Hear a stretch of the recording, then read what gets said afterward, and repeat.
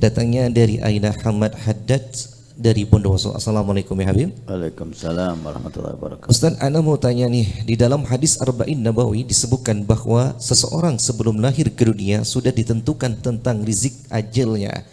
Dia termasuk orang yang beruntung atau orang yang rugi? Pertanyaan Al-Fakir adalah, apakah takdir seseorang itu bisa dirubah selain daripada kematian, katanya Ustaz? Bismillahirrahmanirrahim. Takdir itu ada dua. Takdir mu'allak dan takdir mubram. Takdir mu'allak, takdir yang ada di catatan malaikat. Takdir mubram, takdir yang ada di lauhil mahfuz, di ilmu Allah subhanahu wa ta'ala. Takdir mubram tidak bisa berubah. Itulah ketetapan Allah subhanahu wa ta'ala yang akan terjadi di dunia dan di akhirat. Takdir mu'allak itu bisa berubah menyesuaikan takdir mubram. Ya. Ini yang pertama. Sebelumnya kita membahas, ketahuilah bahwa membahas tentang takdir ini sangat luas sekali. Dan para salihin dari sahabat Nabi Muhammad sampai kepada ulama kita di akhir zaman ini, mereka tidak menghimbau untuk membahas terlalu dalam dari takdir. Imani takdir. Bismillah walhamdulillah wal khair wasyarr bima syiatillah.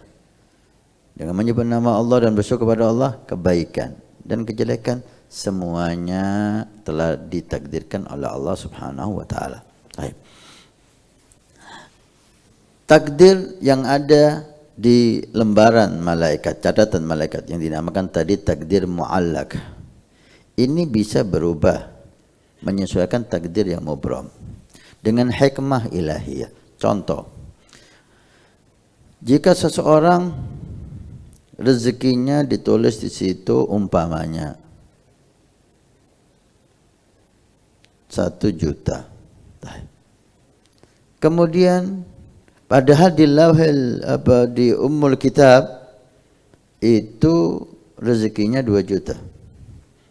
Kenapa di sini 1 juta? Kok enggak sesuai dengan yang di sana? Hikmah ilahiyah. Allah akan menambah ini sesuai dengan yang di ummul kitab karena amal solehnya. Nabi bersabda, man sarahu an yatula fi umrih wa yubarik fi rizqi falyabir walidah wal yasir rahimah. Siapa yang ingin umurnya bertambah berkah dan rezekinya bertambah banyak, maka hendaknya berbakti sama orang tua dan menyambung silaturahmi. 1 juta ini yang tercatat di lembaran malaikat. Ketika dia silaturahmi, ketika dia berbakti sama orang tua, maka 1 juta ini ditambah 1 juta lagi menjadi 2 juta. Seakan-akan ini semua karena baktinya sama orang tua, karena silaturahminya, padahal ini untuk menyesuaikan yang di ummul kitab. Hikmah ilahiyah. Sulit untuk kita pahami secara menyeluruh karena ini aturan Allah Subhanahu wa taala dan kita hamba tidak diberi oleh Allah kemampuan untuk memahami semuanya dengan terperinci. Demikian juga usia. Di laut, mungkin di catatan malaikat umurnya umpamanya umurnya 40 tahun. Tapi di lauhil mahfuz umurnya 60 tahun. Kok enggak sama? Mana yang benar? Mana yang akan terjadi? Yang akan terjadi di ummul kitab. Yang 60 itu. Loh ini 40 gimana? Ada hikmah ilahiyah nanti di sini. 40 ini akan bertambah sampai 60 dengan amal solehnya. Dia bakti sama orang tua, dia menyambung silaturahmi sehingga umurnya bertambah sampai 60 tahun sesuai yang di ummul kitab. Semua takdir seperti itu. Semua takdir seperti itu.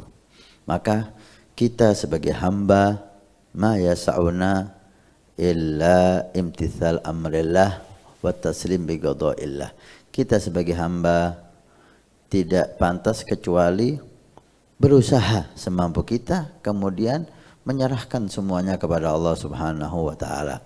Ulama tidak menganjurkan untuk beralasan takdir kecuali dua hal. Pertama, bala. Ketika seseorang terkena bala, untuk meringankan beban, maka beralasan takdir itu diperbolehkan dan dianjurkan. Kita udah berusaha, tapi tetap kena musibah. Ini udah takdir. Ini nggak apa-apa. Beralasan takdir atas suatu musibah yang menimpa kita, karena itu meringankan, membuat kita bisa sabar. Yang kedua, perbuatan maksiat dengan catatan untuk kita tidak putus asa. Boleh. Setelah seseorang bermaksiat dan bermaksiat dan bermaksiat, kemudian dia tobat. Setelah tobat, syaitan datang. Percuma, kamu telah bermaksiat ini, kamu telah bermaksiat itu, tobat kamu sulit untuk diterima oleh Allah, kamu orang mudah menjadi orang jelek dan ini dan itu. Maka diperbolehkan di situ untuk beralasan takdir. Setelah tobat, ini maksiat sudah dicatat oleh Allah sebelum saya lahir. Saya harus berbuat maksiat itu.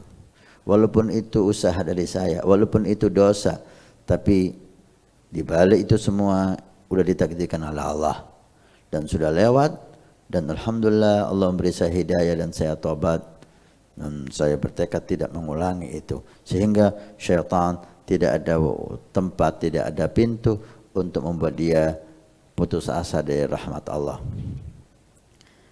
Yang dilarang adalah setelah maksiat dia tidak taubat beralasan takdir. Ini yang bahaya. Ini yang dosanya lebih besar dari maksiat.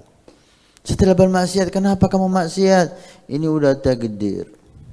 Tanpa penyesalan, tanpa perasaan bersalah, seakan-akan dia menyalahkan Allah yang mentakdirkan dia berbuat itu.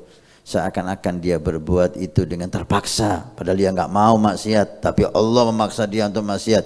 Itu Habib Abdul Haddad mengatakan, beralasan takdir dalam kondisi seperti ini lebih besar daripada maksiat itu sendiri. Naudzubillah.